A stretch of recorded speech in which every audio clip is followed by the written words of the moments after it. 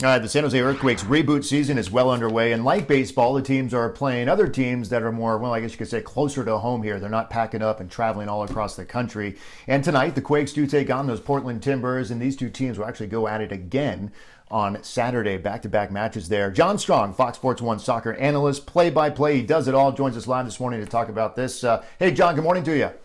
Good morning. Thanks for having me on today. Yeah, of course. Let me ask you. I mean, we've got the pandemic here in the Bay Area. We've had the smoky skies for, 3, 4 weeks now. We've got the reboot season, the geographic games, no fans in the stands. What, in your discussions with players and coaches, are they all in on this season, or has it been pretty tough for them mentally here? It's been very tough mentally and physically, everything that you mentioned. And then you're also talking about, because the season had to become so compressed, you're playing games every 3 to 4 days. Normally the soccer rhythm is much more like football, where you're going to play once a week. You're trying to minimize travel. So you're getting on an airplane the day of the game, flying in, playing a game, coming home.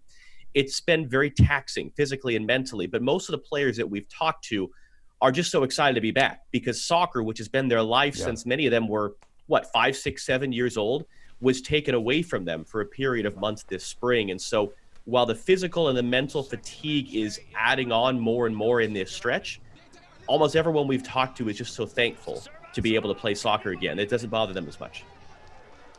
And I tell you what, I was thankful for the MLS is back tournament. As someone who, is not hasn't been following soccer my entire life, I found myself watching as many matches as possible, just not the Quake matches. And Portland Timbers, obviously, is very successful there in that tournament. For those of us here in the Bay Area who don't know much about Portland, I mean, that's a good team, and the Quakes are going to face them in back-to-back matches here.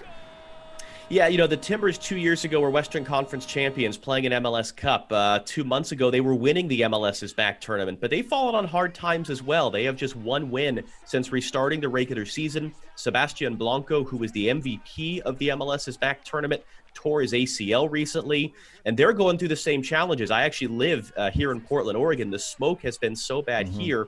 The Timbers have been practicing at a local indoor soccer facility, the same one I take my son to on weekends during the winter. And so they've had their preparations really affected as well. So both teams right now that are frustrated, that are digging deep a little bit, that are feeling that fatigue, this is an important gut check game for both teams tonight. And as you mentioned, they're going to go back at it again on Saturday. One of these two teams in about 4 days is going to be feeling a lot better about life, and the other is going to be looking around and going, okay, where do we go from here? Yeah. Hey, real quick before we let you go, John, a lot of talk, in baseball, NBA, that there's going to be an asterisk, whoever wins the championship this year. Do you get that sense in soccer that the trophy's just not going to mean as much, or do you think it'll mean even more because of what they've had to go through?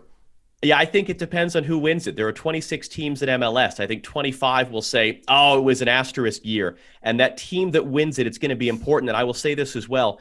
This is going to give an opportunity to a team in a normal season that would not have even gotten close to a title because of all the differences.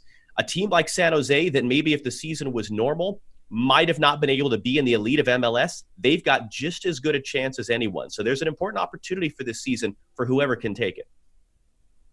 All right, John Strong with Fox Sports 1. Appreciate your time, John. Be safe and have a great rest of the week here. Thank you. Appreciate it.